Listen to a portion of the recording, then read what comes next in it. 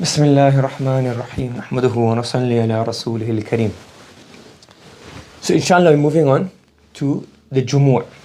So we are currently right here, the Jumur, the plurals. So within the plurals are two types, the plural of the Jamid and the plural of the Sifat. So first we're going to be discussing the plural of some Jamid. So basically it's saying here regarding the plurals that you have Jama' Salim and Jam' Mukassar. Jama' Salim, everybody knows the rules. Jam' Mukassar is mentioned here.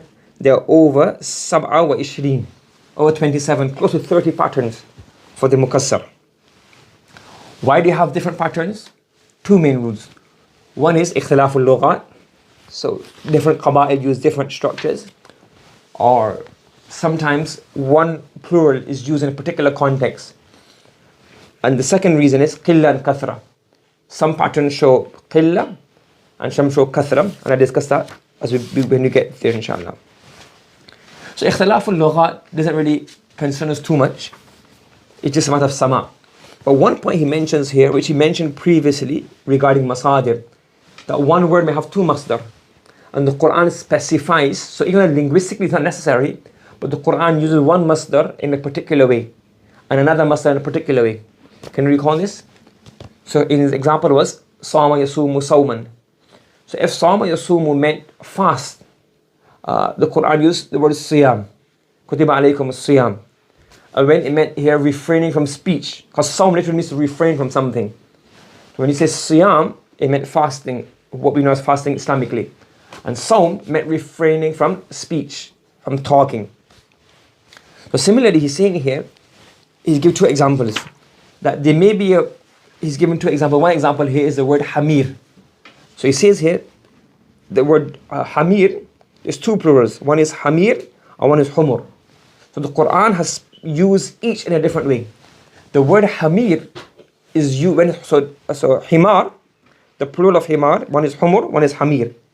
The word Hamir has been used for Himar Ahli, like a tamed animal, like a domesticated donkey. That's why Allah subhanahu wa ta'ala says, وَالْبِغَالَ وَالْحَمِيرَ لِتَرْكَبُوهَا. Allah created the mules and the donkeys for you so you may ride upon it. So the Hamir is a plural of Himar. And the Hamir is referring to domesticated donkeys. And the Humur has been used for Wahshiyya, wild. Some have said it refers to like zebras and those kind of wild from the donkey species. So the Humur refers to the wild ones. That's what Allah says, كَأَنَّهُمْ حُمُرٌ مُسْتَنْفِرَةٌ فَرَّتْ مِنْ قَسْوَرَةٍ.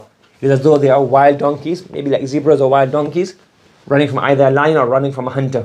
Two opinions regarding qaswara. Okay? So he's saying that the Quran specified. So linguistically, Humur and Hamir can be used either way. But the Quran has used one in a particular form. Another example he says here is Mayyit. So you have here Mayyit. And the plural of Mayyit can come in one of three forms. He says here you have Mauta, you have Amwat, and you have Mayyitun. So the Quran has, all three are used, but each is used in a particular way. So for example, Mauta is used for Haqiqatan, Mautun Haqiqi. Okay? Yes? So when somebody is dead, you're referring to a complete death, a total death, haqiqatan. You say mawta. So for example, Arini kayfa tuhyi al-mawta. Sayyidina Ibrahim alayhi salatu wasalam requested from Allah subhanahu wa ta'ala, I want to see how you resurrect the dead. Similarly, Allah says, وَكَلَّمَهُمُ الْمَوْتَى. If the angels were to descend upon them, and even if the dead were to be resurrected and speak to them, they still wouldn't believe. Okay? أَلَيْسَ ذَلِكَ بِقَادِرٍ عَلَىٰ أَنْ يُحْيِيَ الْمَوْتَى. Is Allah subhanahu wa ta'ala not able to resurrect the dead? So in these examples here, the word mauta has been used for dead. And amwat is used more for ma'nawi death. Okay? Yes? So for example, كَيْفَ تَكْفُرُونَ بِاللَّهِ وَكُنْتُمْ أَمْوَاتًا. Okay? So for example, how can you disbelieve in Allah once you were dead, then He resurrected you? So when dead meaning, not as in what we understand or perceive as a simple, normal life and death. But before we were born, before we existed, we were ma'doom, we didn't exist. That's been expressed as amwat. So here the amwat, it is haqiqah, but it has another element to it as well. Not to have life, but it has another aspect to it as well. Another example, Allah says here, وَالَّذِينَ يَدْعُونَ مِن دُونِ اللَّهِ لَا يَخْلَقُونَ شَيْئًا وَهُمْ يُخْلَقُونَ amwat. They are amwat. Things that they're calling upon, they're dead. So this death, the death of, or not being amwat, the idols being amwat, it wasn't preceded by life. So it's not like this mauta. So mauta here would mean those who are dead or who had life before. And the amwat also refers to those deaths or those dead things which didn't have a life before. So the Quran has used amwat in that aspect. And it's not lughat and it's saying linguistically necessary, but it's how the Quran has used it.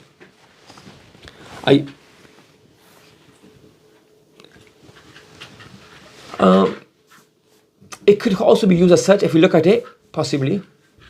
But what he's saying here is that amwat has a broader meaning. So mauta is what? After physical life. And amwat doesn't have to have a physical life before it. So the idols never had a physical life.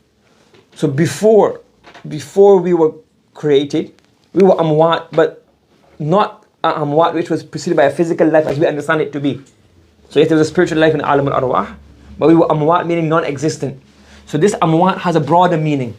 And the mauta plural is mauta after you had a life. And is this used in other places? You can analyze it and see how the word amwat is used in other places. But this is what he's saying basically, that the mauta is used for any dead after physical life. And the amwat is used in a broader sense. So even if something did not have a physical life, like idols never had a physical life, but they refer to as amwat, dead, meaning there was no preceding life in them, but they're dead in this, dead like how both things are dead. They don't have no movement, no spirit, no soul, etc. But the difference between the mauta and the amwat is the amwat didn't have a previous soul. So this can also be used in that context. So this is broader, has a broader meaning compared to the mauta. Does that make sense? And mayyit, pardon me? Yeah. And the mayyit is in more of a verbal meaning. And is mayyitun, is Jam'u Salim, we discuss this later on. Mayyitun, because the Jam'u Salim has more of the verbal aspect to it, will die. So mayyitun is for those who are not yet dead, they will die. ثُمَّ إِنَّكُمْ بَعْدَ ذَلِكَ لَمَيِّتُونَ إِنَّكَ مَيِّتٌ أَفَمَا نَحْنُ مَيِّتِينَ. So you are going to die. So that's the verbal meaning, will die. So this is those who are not yet dead. So the mayyitun, not yet dead, are going to die. Amwat, a very broad meaning, whether it actually lived or not. And mauta, usually for those which had life before. And it's how the Quran has used these three plurals. It's not necessarily logatan, but the Quran has done takhsis of these plurals in such a way. Does that make sense? So it's not to do with, it's not that these are specific to this such meanings, but the Quran has done takhsis of it as such. Okay? Understood? Should we go ahead? The next thing he discusses, he says sometimes just make up plurals. Meaning in poetry, you may get a plural. Like, so for example, he says here, Inni la'atihi bil ghadaya wal ashaya. So ghadaya is ghada, lunch. You don't have ghadaya. The plural of ghada is not ghadaya. You have ashiya and ashaya. But because ashaya, what matters of ashaya? Ghadaya. So sometimes they just use a plural just to make it match in poetry, wasn't, etc. Again, that doesn't really link to us, but just keep a note of it. Sometimes you may find certain examples in poetry or in parables, etc., where plural is not normally used, has just been used because it matches, like ghadaya, it matches ashaya. So they just made the plural of ghadat ghadaya, even though it's not ghadaya. Ashaya is ashiya, ashaya. But ghadi is not ghadiya. So afa'ila comes fa'ala, so ashaya. But they just made ghadaya up because it sounds better. Okay. That is really linked to us much. The main point we're going in here is that sometimes there is a difference in meaning. So it's not specific to the author, the Quran, the Hadith, or a particular poet. It's just saying that's how the Arabs use it. You have a singular with two plurals, and each plural has an individual meaning, a separate meaning. In mawta, amwat, and mayyit, this is not muta'ayyin min hayth al-lugha. It's an istimal of the Quran, it's an uslub of the Quran, a style of the Quran. But there's some which are like this. And for example, he says here Rabi'. So the word Rabi', if you can see numbers 1, 2, etc. So number 1 is Rabi'. So Rabi', one meaning of Rabi' is spring. So the Rabi' dealing with the kala, the grass and the produce, the plural of that is Arabi'ah. Okay? Another example, another meaning of Rabi', it may have come before. It comes in a few ahadith, especially in the ahadith dealing with Medina Munawwara. It deals with a creek, a brook, a small stream. So a Rabi' can mean a stream. Okay? A jadwal, a stream. And the plural of that is Arabi'ah. So Rabi' singular has two meanings. The mawsim, the season, or the stream, or the brook. Okay? And the plural of the first is Arabi'ah, plural of the second is Arabi'ah. Do you understand? So now the two plurals have different meanings. Another example is khal. So the word khal, if the plural is akhwan, it means a person's mother's brothers. A person's mother, her brothers is akhwal. And if khal means a mole, you have a mole on the face or the body, the plural of that is khilan. Singular is the same, but the plural have different meanings. Akhwal, the maternal uncles, and khilan, moles on the body. Similarly, you have khuf. Khuf that we wear for masa, etc. is called khifaf. Yes? And the khuf of a ba'ir is akhfaf. Okay? And the khifafan wa thiqalan, that's a plural of khafif. That's not the plural of khuf. So khifaf has two plural. Khifaf is the plural of both khafif, the adjective, and the khuf. So that's different in Surah Tawbah. Okay? So khuf here can be used both for the hoof of a camel. It can also be used for a sock, a leather sock. And the plural of the leather sock is khifaf, and the plural of the hoof is akhfaf. Similarly, he's mentioned this, but I'm not too sure about this one. He says here, Rakib is for Rukabul Ibil. And, Rukban. Rukban is the plural of Rakib, and that is for Rukabul Ibil, those who are traveling on a camel. And Rukab is for anything else, whether it's for a horse or whether it's for a ship. In the Quran it has for Rijan or Rukbana. So I'm not sure that's particular to camels, that's why I'm a bit unsure about this.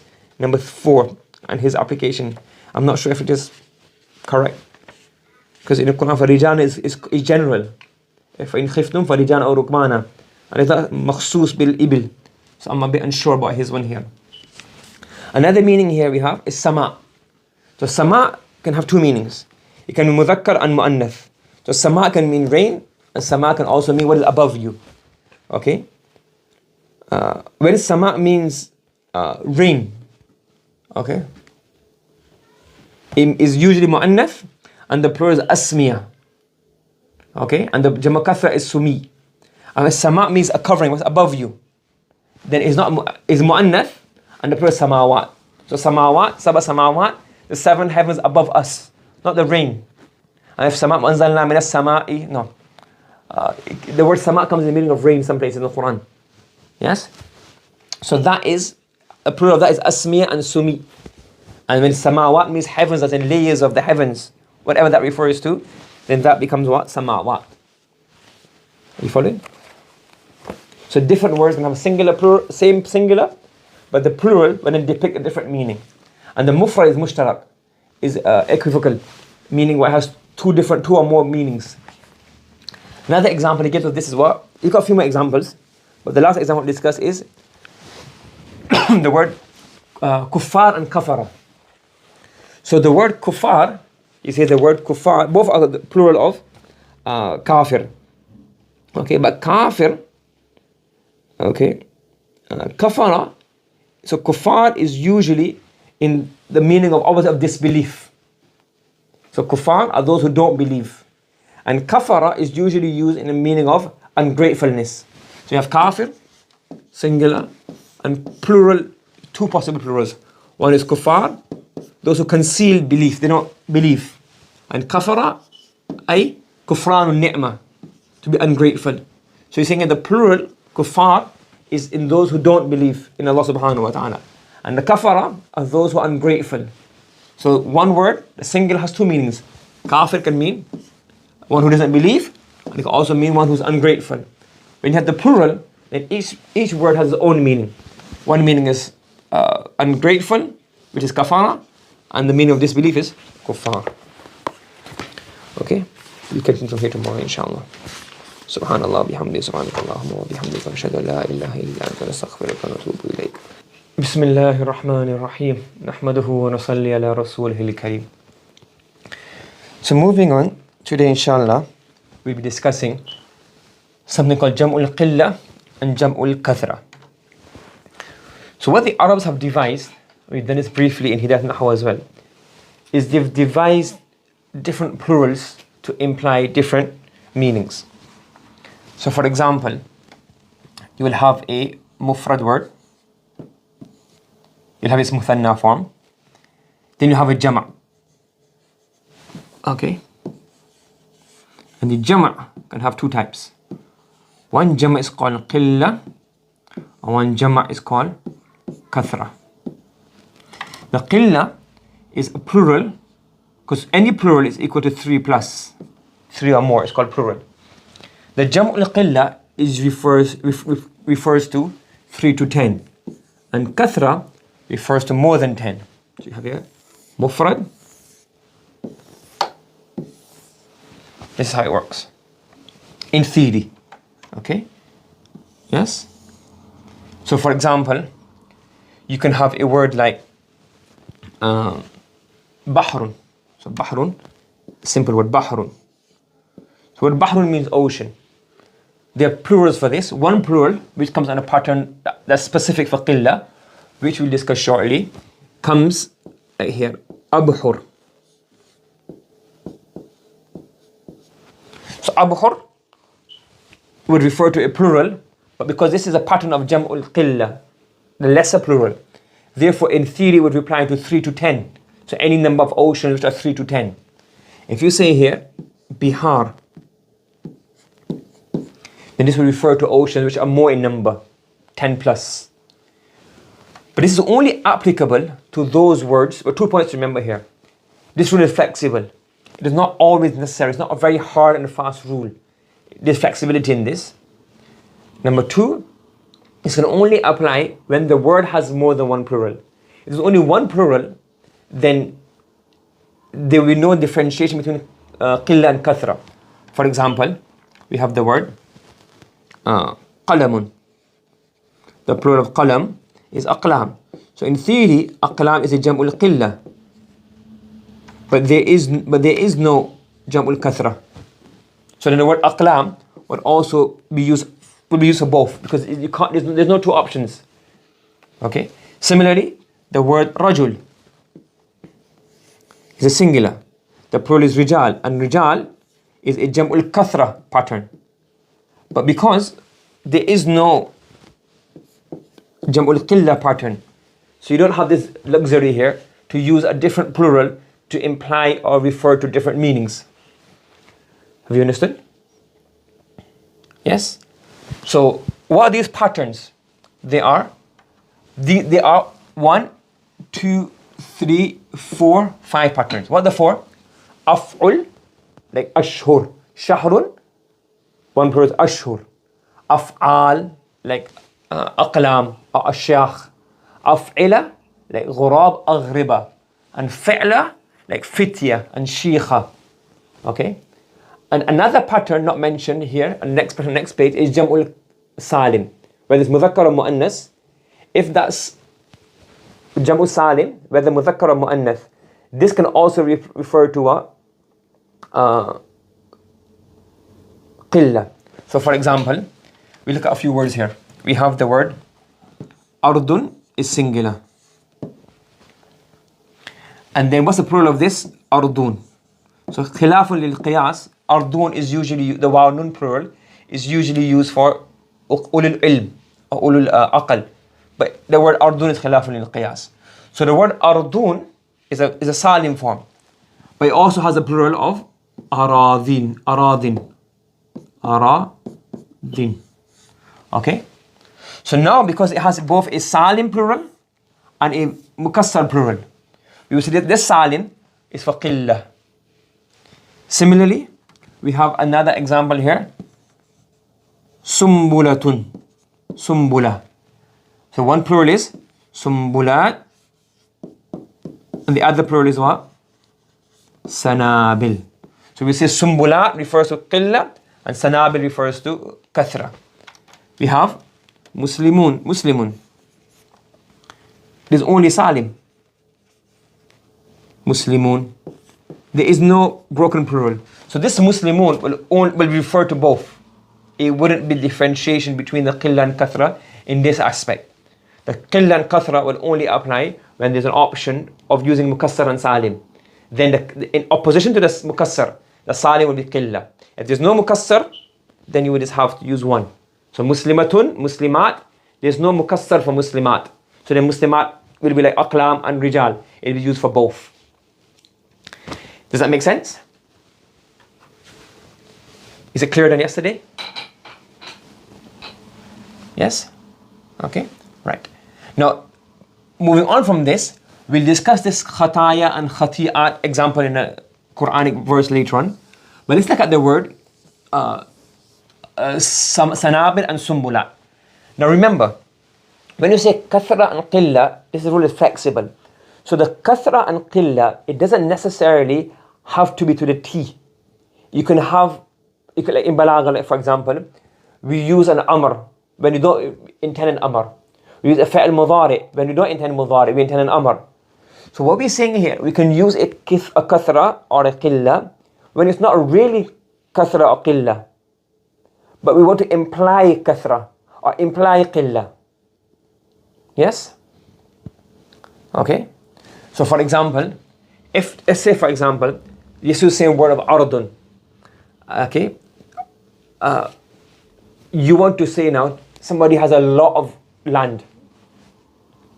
Now, let's say he got 5 plots of land, but very large plots, or you want to imply it's a lot. But because 5, in theory, what does it refer to? Qillah or kathra is between 3 and 10. So it's a qillah. So you say lahu khamsu ardin, if that word is used in the meaning of plots. But for argument's sake, I don't know if it's used in the meaning of plots, but if he got 5 plots of land, and you want to show, for example, he's from a poor background, and just to own 1 piece of land is a big thing. He owns 5 pieces of land, and very large pieces in a very expensive area.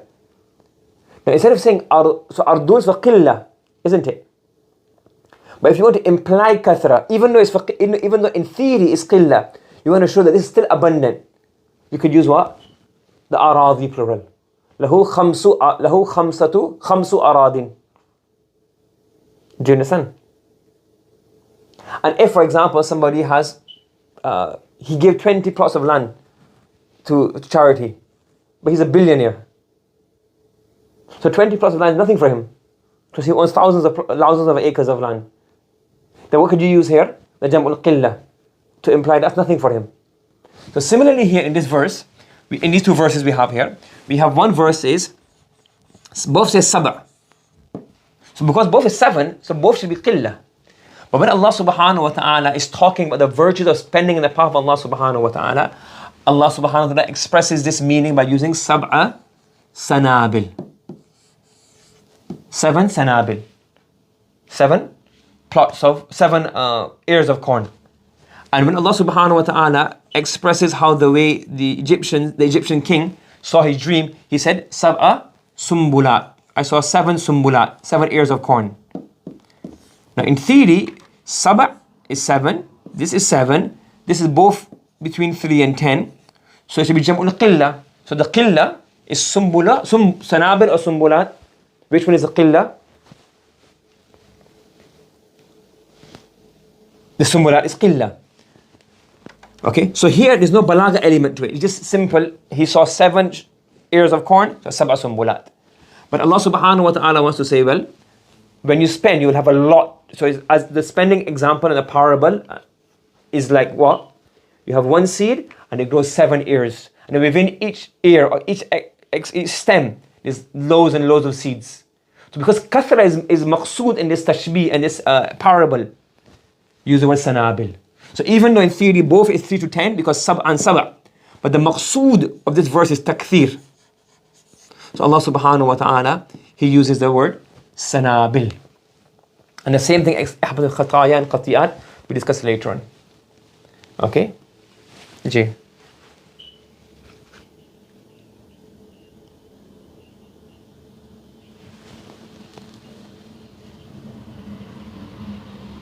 Mm-hmm. Mm-hmm. Correct. Okay. Another example here. We have 2 plurals. We look at the word alfun. So alfun has 1 plural, which is a'laf. So af'al. So laf. And then we then tasrif al-izzi, we do takhfif here. So it becomes alaf. So it's a pattern of af'al. So af'al is a jam'ul qilla pattern. And then we have uluf, which is a jam'ul kathra pattern. So Allah subhanahu wa ta'ala, in the verses above, He mentions a number that this many of angels. بثلاثة آلاف من الملائكة بخمسة آلاف من الملائكة. When Allah subhanahu wa ta'ala is talking about Talut and his army, Allah says, وَهُمْ أُلُوفٌ. So because ulufun is jam'ul kathra, fu'ulun. So here is, how many thousands? 3,000, so it's a qilla. How many thousands? 5,000, that's between 3 and 10. And in here Allah subhanahu wa ta'ala is talking about more than 10,000, there were more than 10,000. So Allah subhanahu wa ta'ala says, وَهُمْ أُلُوف, not وَهُمْ آلاف. If they were less than 10,000, hum alaf. And here is wahum uluf. There were more than 10,000. Correct? Understood? Similarly, Allah subhanahu wa ta'ala, He mentions here sab'atu abhur. So here we have 7 oceans. So sab'atu abhur. And bihar, this is referring to more than that, many of the oceans. Another example, you have fitya, which is fi'la, and fatayan. Sorry, you have fitya and fityan. Okay, so fitya is a jam'ul qilla. So you have here fatan, the singular. 1 plural is fityatun, is fi'latun. Fityatun, fi'latun. And then the other plural is what? Fityan. Fityan. Okay, fitya and fityan. So now this is qilla, this is qilla, this is kathra. So Allah subhanahu wa ta'ala, He expresses regarding Ashabul Kahf, they were less than 10, they were a small group. So even if they were more than 10, but they're very small relative to the whole qawm. But the narration said they were less than 10. So they were fityatun amanu bi rabbihim. They were a small group of youngsters. إِذِ الْأَوَلْ فِتْيَةُ إِلَى الْكَهْفِ. And when Sayyiduna Yusuf alayhi salatu wasalam, when he was addressing his people and he told them to put the container in the camel or the stock of Binyamin, قَالَ لِفِتْيَانِهِ جَعَلُوا. So fityan, obviously the workers, many, being the Aziz of Misr, he wouldn't have a few, you have many people. So you have here fityan. Understood? Then here we have another example. We have al-hajju ashhurun ma'lumat. So in these examples, all of the examples above, we have ashhur. Because shahrun is a singular, the plural becomes 1 jam'ul qilla is ashhur, and the jam'ul kathra is shuhur. So Allah subhanahu wa ta'ala, when it comes to ithna ashara shahran, the number of years, Allah says, inna iddat al-shuhur. So the number of months is 12 months, is iddat al-shuhur. So when referring to more than 10 months, use the word shuhur. And the above examples, they're all referring to less than 10. Al-hajju ashhurun ma'lumat. The ashhurul hajj are 3. The iddah is less than is 3 and 4 months mentioned here. Okay. Now moving on. Yeah, okay, another example I want to mention is it's not mentioned in the book, but just a thought. In the word ni'mah, how many plurals are we using in the Quran? Ni'mah. Ni'am. What's the context of ni'am? So you have the plural, ni'mah. The singular is ni'mah. And the jam'ul, one jama' is what? Ni'am. An'um. So ni'am is kathra. And an'um is what? Af'ul. So it's going to be qillah. What's the verse with ni'am? Asbagha alaykum, correct me if I'm wrong, asbagha alaykum ni'amahu zahiratan wa batina. Correct? Zahiratan wa batina. Correct? So Allah says, when Allah is mentioning His favor, He says, asbagha alaykum ni'amahu. So what's the ni'am mention? What sigha is used for the ni'am here? Ni'am. Jamul kathra. And where's an'um used?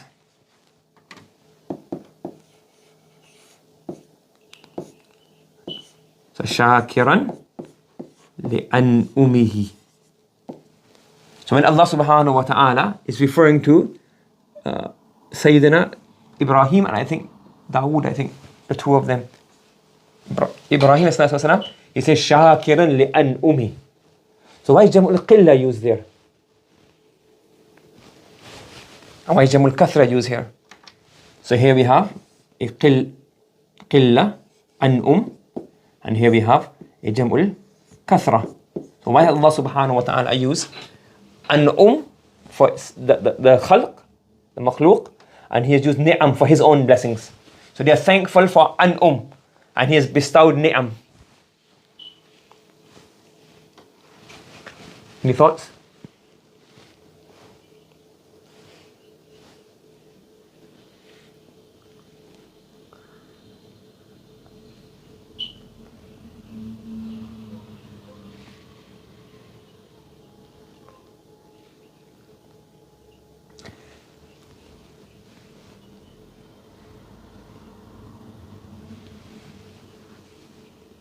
So one reply here is that the an'um is referring to a particular ni'am that Allah subhanahu wa ta'ala has bestowed upon Sayyidina Ibrahim. Okay, any other thoughts?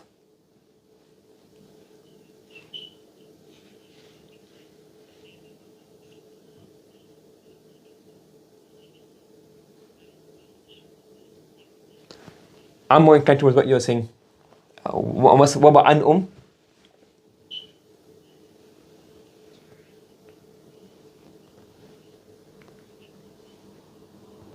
Give thanks to. So the first one's a valid point as well. Some Mufassir have mentioned that the ni'am of Ibrahim, he was doing thanks for was particular ni'am. And the ni'mah bestowed upon the creation is a lot more. What I was thinking was more down the line of, when Allah bestowed His favor, Allah used it in kathra context. That look, the favors are many. And when He's talking about thanks, the thanks we give, we can only give thanks for a very few number of, so the ni'am that we give thanks for is few. There's so many we can't give thanks for, we don't even know they are ni'am. And even the taqleel of the ni'am, there's ishara towards the taqleel of the shukr. That it is a shukr, even if it's abundant of shukr from Ibrahim, but relative to the ni'am is very little. So the taqleel of the an'um is an ishara to the taqleel of the shukr. Even though Sayyidina Ibrahim's shukr was very great compared to our shukr, but relative to the ni'am that Allah has bestowed upon him and everybody else, it was still less. That's what I would be inclined to. But the first one is also fine as well. Does that make sense? So he was very thankful. He was relative to normal human beings, was shakir. But only to the an'um. Very, very little compared to what is due to Allah subhanahu wa ta'ala. And only thankful for a few, what he could understand and perceive. And the other ni'am which he doesn't even understand, which we can't understand, and even Nabi can't even perceive that they are thing. Allah used the word an'um here. So Nabi would be much more grateful than we. But compared to Allah subhanahu wa ta'ala, so for our shukr And our understanding of the ni'am is so less compared to Sayyidina Ibrahim. But Sayyidina Ibrahim's shukr and his understanding of the an'um, of the ni'am, is very little compared to the reality which Allah has bestowed upon him. That's why this an'um, what I think is being used here, an'um. And here is have ni'am. Okay? And the other opinion is that he's referring to he's being thankful for a particular bounty. The bounty of having the his awlad and etc., his iman amongst his grandchildren, etc. Okay? So that's another way. So this is very, that's why all these very small subtleties is important to understand them, have a think about them. Should we go ahead? Another issue, another point mentioned here is we have the word ikhwa and ikhwan. So akhun means brother, and the plural of akhun is two of them. One is fi'la, ikhwa, and one is ikhwan. So one is brother meaning brother, sister, mother, father, brother. And one is akhi, brother, bro. So which one is more? Who are more? And who are less?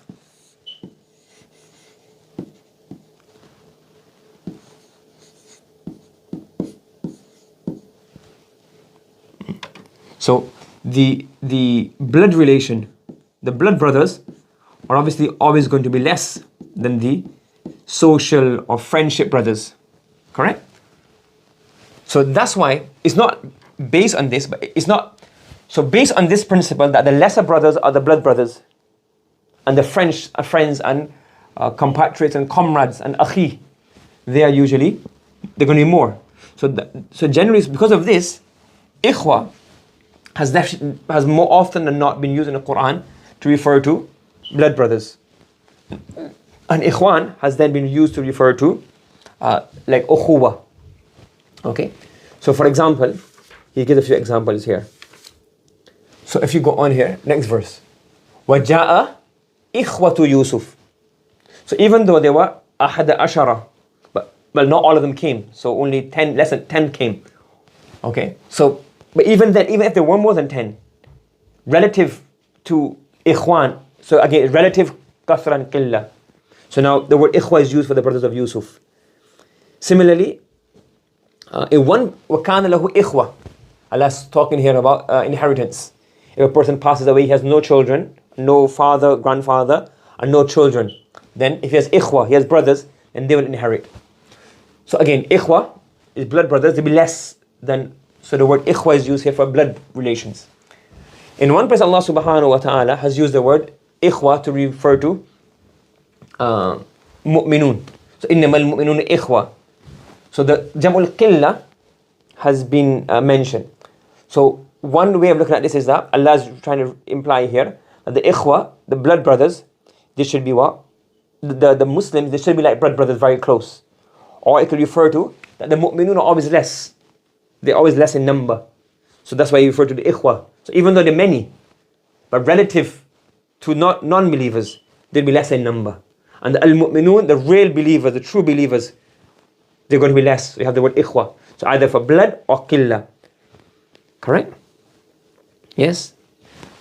And in other places, you have here, وَفِرْعَوْنُ وَإِخْوَانُ لُوطٍ وَنَزَعْنَا مَا فِي صُدُورِهِمْ مِنْ غِلٍّ.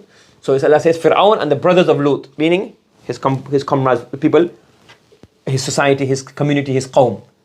On the day of Qiyamah, Allah subhanahu wa ta'ala remove from hearts the hatred and the malice, and they will be ikhwanan, as brothers.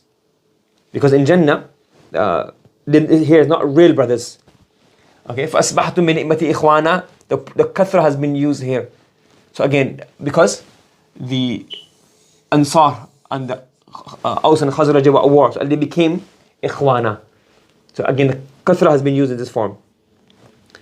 Another one here, yes? So here, these are all not nasab. These are all what? Like ukhuwa in terms of brotherhood, not brother, not sibling. So the sibling is usually ikhwa, except innamal mu'minun ikhwa. And that's for hidden balagha reason, to imply how close the relationship should be. And in other places, ikhwan is referred to brotherhood, qawm, friends. Except in one place. Allah subhanahu wa ta'ala, when he refers to the rules of marriage. Okay, Allah says here, on hijab and covering. لا يبدين زينتهن إلا لبعولتهن, and then أو إخوانهن أو بني إخوانهن.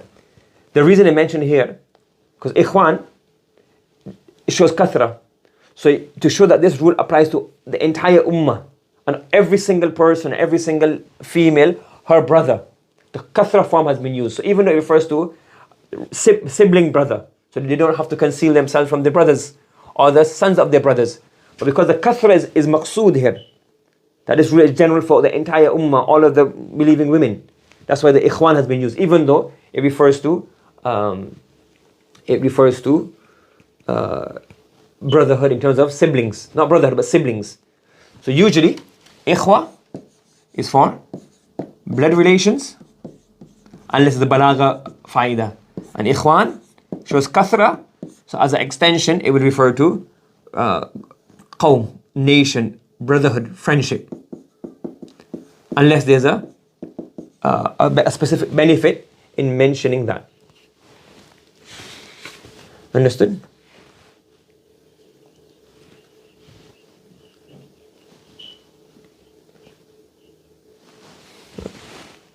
Yeah, that's a good question here. Let's have a look at that one. The question is regarding bani and abna.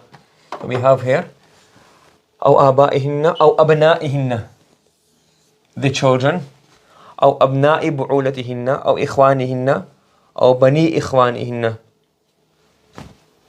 Why is bani used one place, why is abna used one place? So the concept is abna is usually mukassar, should actually be kathra, and bani should be qilla. But why is abna used there and bani used here?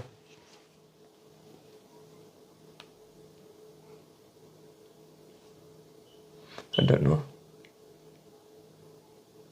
Because in the next verse, referring to them, fi abaihinna wala abnaihinna. So abna is used there. And for bani ikhwanihinna. I don't know. But for bani ikhwanihinna, then abna'i ikhwati. That's bani ikhwanihinna again. Yeah. I don't know. I don't know that. I don't know the benefit. I have to look into that more detail.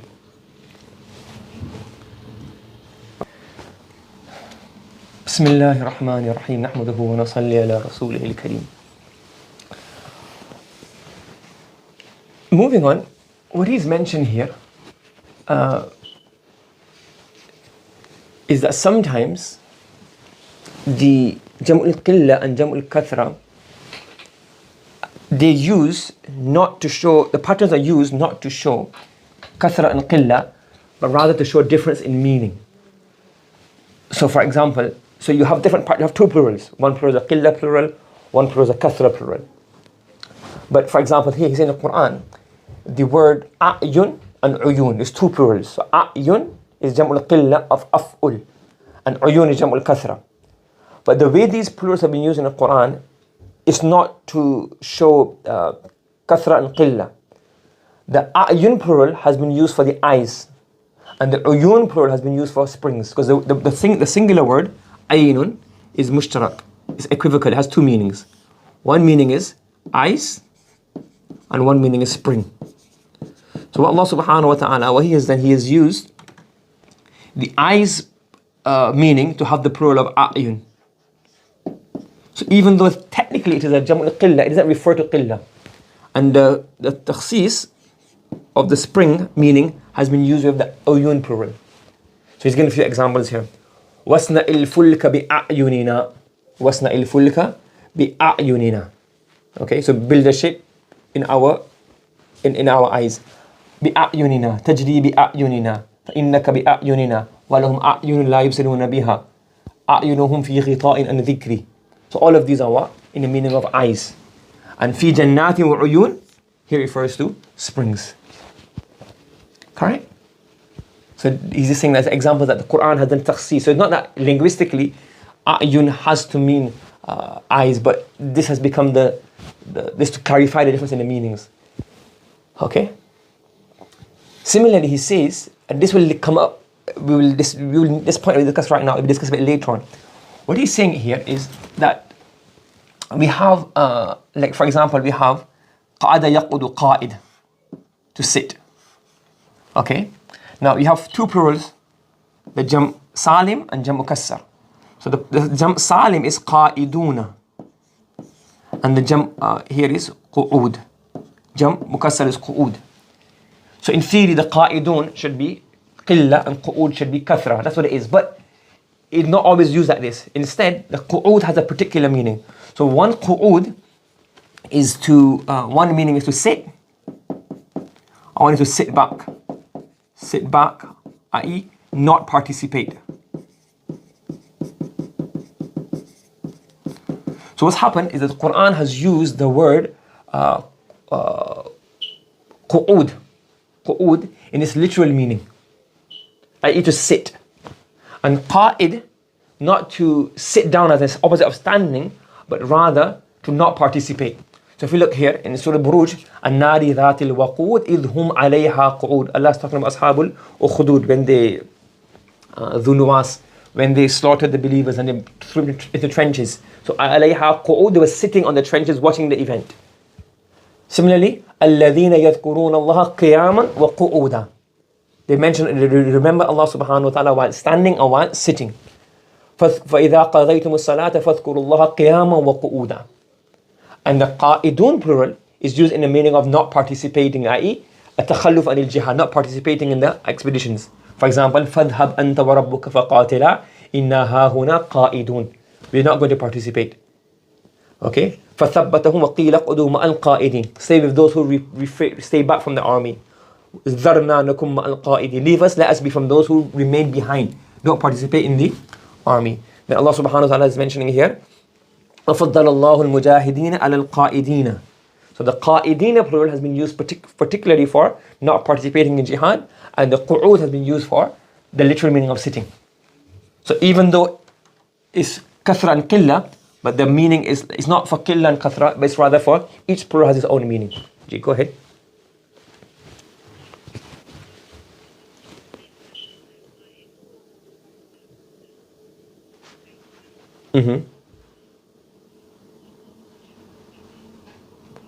Qawa'id. Qawa'id. That'll come up shortly, inshallah. So the question was that we had qa'id is for a male person sitting, and qa'id can also be used for a woman who has gone through menopause.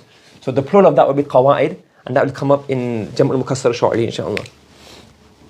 Okay, good question. Okay, another example we have here is same thing here. So qa'imin, so qiyam is me to stand, opposite of sitting. And qiyam is and qa'im. Where's the qa'im? Okay. So he's saying here, qa'imin is not literal standing, but those who carry out an action. And qiyam is to do with literal standing. So for example, he says, hey, look, فَإِذَا هُمْ قِيَامٌ يَنْظُرُونَ. They'll be standing and looking. فَاذْكُرُوا اللَّهَ قِيَامًا وَقُعُودًا. And qa'imina, what does qa'imina come in the Quran? In terms of the meaning of... yes.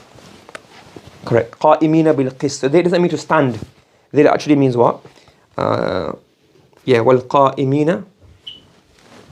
I've missed out that, my mistake. That's been slipped. So here you have wal qa'imina wal rukka is sujud. So al qa'imina wal rukka is sujud.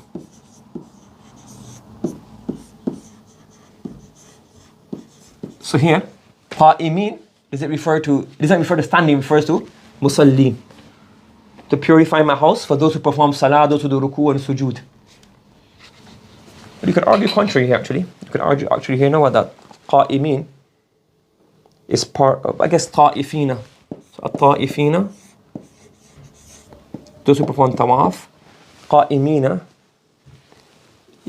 could be literally standing here. But I guess he would say that qa'im is musallun and rukka is sujood. There's those who engage in ibadah, but here it could be qa'imina, could be. But what your example is better, which is qa'imina bil qist. So in qa'imina. Okay. So there is a question on his theory here regarding qiyam. I guess like a tafsir, is qa'imina salah on its own, or is all of this salah? So there's discussion to be had here. I never thought about it later on. But yes, there's an issue. You have to look it up later on, inshallah. Okay. Another point he's mentioning here is regarding jam'ul qilla and jam'ul kathra. So jam'ul qilla refers to something between 3 and 10. Qilla. And jam'ul kathra refers to something more than 10. But what he's saying here is that sometimes you have one word, it has the jam'ul qilla and jam'ul kathra. It has a plural which refers to 3 to 10, and has a plural that refers to more than 10. But the number, we're not here looking at absolute qilla and kathra. We're looking at relative. So for example, we have the word barun. So barun is someone who's dutiful, pious, obedient, dutiful. Now it has two plurals. One plural is af'al, which is jam'ul qilla, is abrar. And the other plural is fa'ala, which is barara. Correct? So the abrar is qilla, and the barara is kathra. Correct? You have qilla and kathra. Now, this word, the abrar and barara are used, when abrar is used, it doesn't mean, okay, we're talking about 3 to 10 abrar. We're talking about here that relatively these people are less in number. So for example, in theory, Allah says, قَلِيلٌ مِّنْ إِبَادِيَ الشَّكُورِ. Very few people, قَلِيلٌ مَا يُؤْمِنُونَ. So very few people believe, very less believe, very few people are thankful. So the abrar are many. They're going to be thousands and hundreds and thousands of them. Probably millions. But relative to the non-abrar, there are few. So the jam'ul qilla has been used not to show qilla in itself, but to show qilla relatively. So Allah says, إِنَّ الْأَبْرَارَ يَشْرَبُونَ مِنْ كَأْسٍ. So abrar is af'al pattern. So af'al shows a jam'ul qilla between 3 and 10. But it doesn't mean 3 and 10 here. It means what? It means they are relatively less. إِنَّ الْأَبْرَارَ لَفِي نَعِيمٍ وَإِنَّ الْفُجَّارَ لَفِي جَحِيمٍ. Correct? So that's why you don't have the same pattern of afjar. So fajr, use fajara, and fujjar. The jam'ul kathra. You see here? So the abrar singular has been used, and the fujjar jam'ul. So for the abrar, Allah has used jam'ul qilla, because the abrar will be less, the muttaqin will be less compared to the fujjar. But so it doesn't mean absolute less in the literal term of between 3 and 10. It just means relatively. Correct? And Allah subhanahu wa ta'ala is talking about the malaika, the scribes. بِأَيْدِي سَفَرَ كِرَامٍ بَرَرَ. So Allah uses jam'ul kathra there. Kiramin barara. So the malaika, there are many there. So it's not relative to anything else. But here the abrar is relative to the fujjar. That's why jam'ul qilla has been used there. Does that make sense? Yes, understood? So a few rules we mentioned here, that jam'ul qilla and jam'ul kathra can be used absolutely. That jam'ul qilla means absolutely we point out that it refers to a small number, like fityanihim, in Surah Al-Kahf. Allah subhanahu wa ta'ala says regarding them, what are they? Allah says here, fityatun amanu bi rabbihim. So fitya is jam'ul qilla, you mean here a less number, 3 to 10. Or for example, thalathul alafin, ulufun.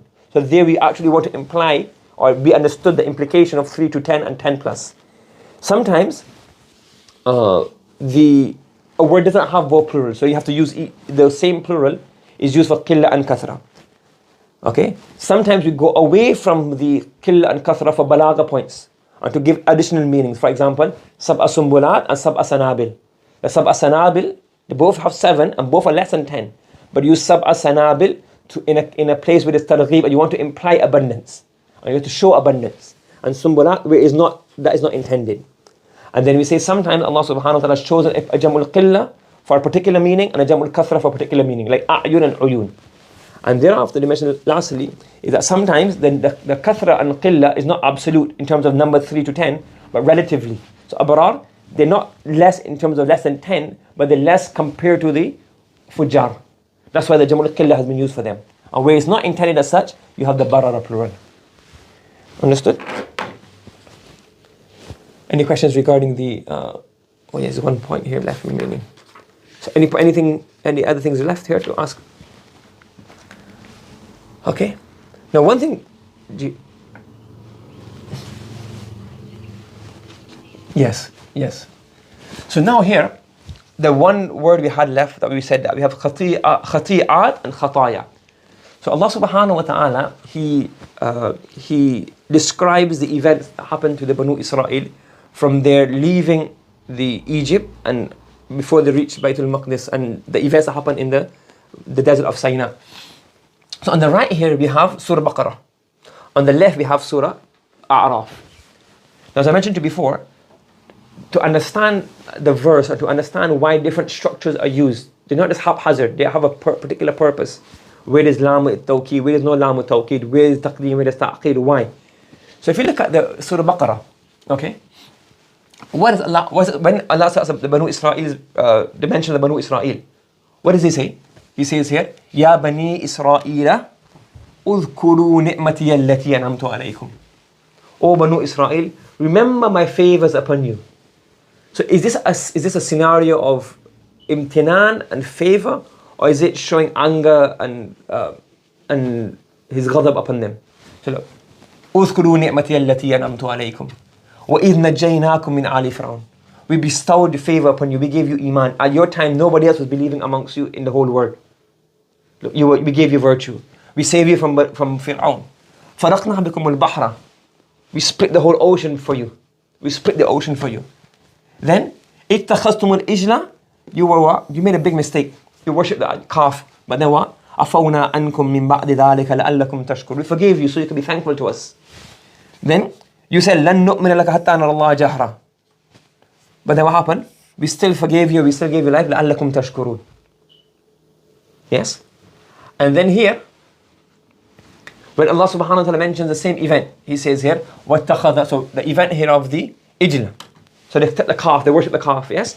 When Allah mentions the calf event in Surah A'raf, the whole context there is different. It's not اذكروا نعمتي التي. What is it? وَاتَّخَذَ قَوْمُ مُوسَى مِن بَعْدِهِ مِنْ حُلِيهِمْ إِجْلًا جَسَدَ لَهُ خُوَارٌ. They worship the calf. إِنَّ الَّذِينَ اتَّخَذُوا الْإِجْلَ سَيَنَالُهُمْ غَضَبٌ مِّن رَبِّهِمْ وَذِلَّةٌ فِي الْحَيَاةِ الدُّنْيَا. Those who take the calf, Allah's anger will come upon them and they will disgrace in the dunya. And here Allah says here, ثُمَّ أَفَوْنَا أَنْكُمْ مِن بَعْدِ ذَلِكَ لَعَلَّكُمْ تَشْكُرُونَ. Forgive you so be thankful. And there Allah is saying, those who do evil, what will happen? My anger will come upon them and they will be punished. عَذَابِي أُصِيبُ بِهِ مَنْ أَشَاءُ وَرَحْمَتِي وَسِعَتْ كُلَّ شَيْءٍ. You see the context is different in both verses? So the Baqarah is what more?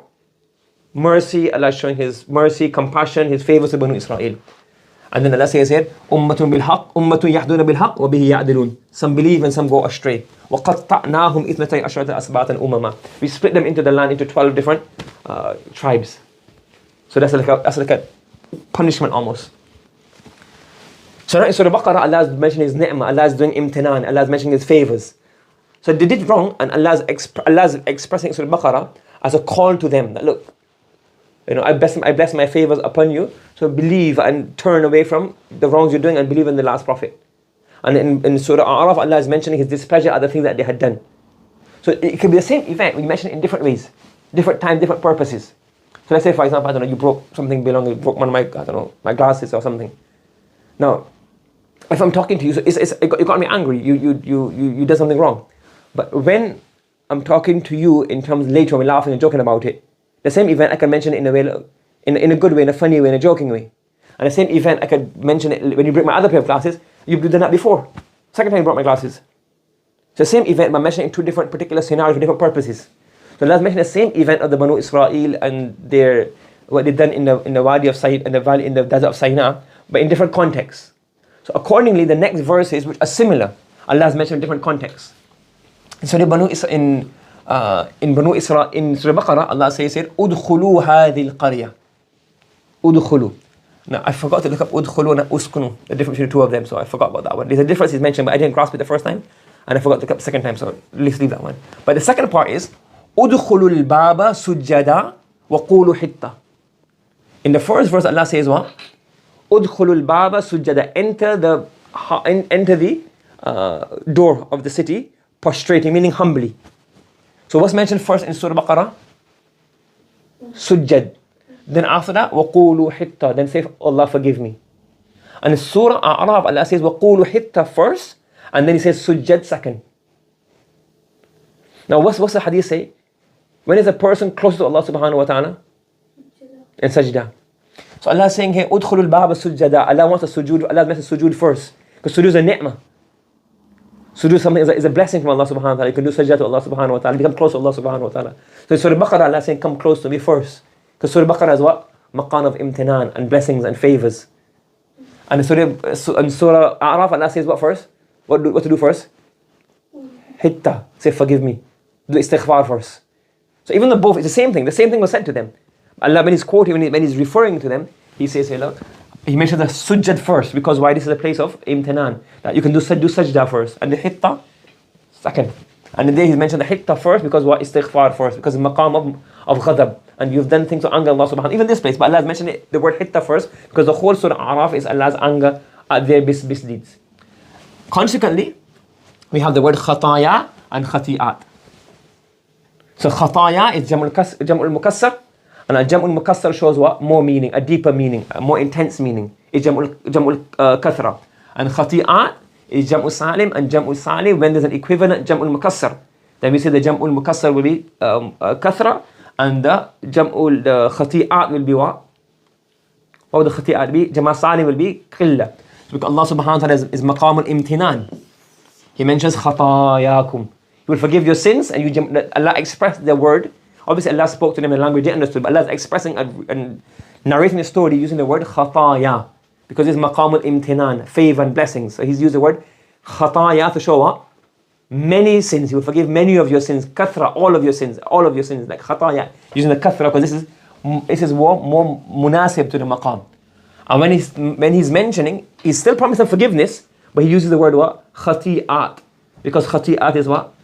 It's qilla, relative. So it's lesser, because there is not a maqam of imtinan, and his favors rather, he's showing his anger and displeasure at what they've done. Correct? And then also another thing I never looked into is, you can also look at this, is anzalna, and here's arsalna. So how does that differ? Okay? Yes? Okay? And another point as well here, Allah says, فَأَنزَلْنَا عَلَى الَّذِينَ ظَلَمُوا, and he says, alayhim. So in Surah Baqarah, Allah doesn't say, أَنزَلْنَا عَلَيْكُمْ, or alayhim. Allah says, Allah sent down upon the wrongdoers. So Allah has done tajreed, as if the wrongdoer is somebody else. He didn't use the zamir to refer back to them directly. He said, like those who did wrong. So if you do tawbah, you will not be from the wrong. And there he used the him zamir to encompass the previous people. So it's the same thing, but it's expressed differently. Why all of these expressions are different, to show maqam al-imtinan and maqam al-ghadab. Okay?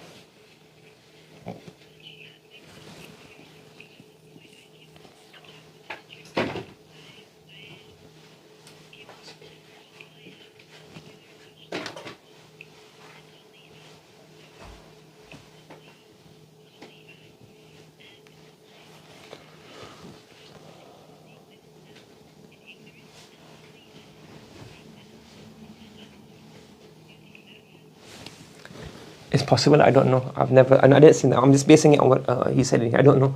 It is possible. I don't know. I have to look into that in detail. If you send me to me, I can have a look later on.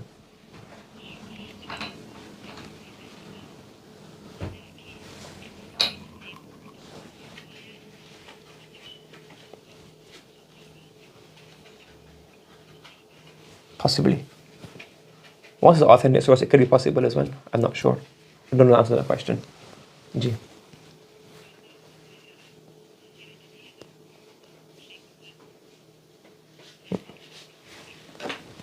Okay. Okay. Okay. Okay. Any other questions? Okay. Yes. So this is one of the differences. Again, and many verses can be analyzed as such. So two things I never discussed was udkhulu and uskunu. I forgot to look at that. And the anzalna, rasalna, I didn't look at that. But alladhina zalamu and alayhim, again, different contexts. So Allah used the alladhina zalamu to distance, not the zamir referring back to them, but they distance them from the actual action. And alayhim is actually link them to it. And again, the different mufassirun have different ways of explaining. Obviously, what you just mentioned is different to what I've said. But apart from that, it's not that either. Apart from that, like the other things are all siyaq, different. People take different nuqat out. It's not that any one particular is right and one is wrong. As long as they all fit with the lugha, it's fine. But then what you just mentioned in terms of what the mufrad is, that's another issue altogether. He's mentioned it as the same. Maybe other mufassirun or ahlul lugha have mentioned it as different mufradat. That'll be a different issue altogether. Apart from that, you understood?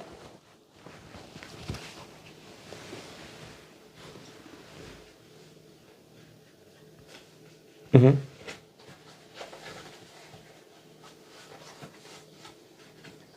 In terms of which verbs are used, like arsalna, anzalna.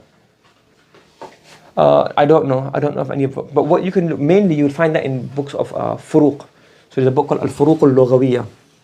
I think it's Askari, I'm not sure. Al-Furuq al-Lughawiyya.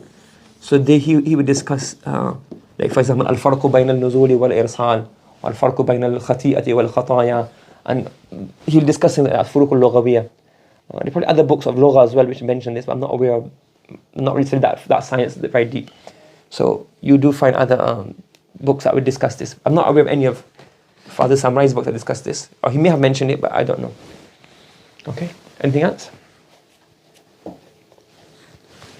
No? Okay, subhanallah, bihamdi, subhanaka Allahumma wa bihamdika wa nashhadu an la ilaha illa anta wa nastaghfiruka wa natubu ilayk.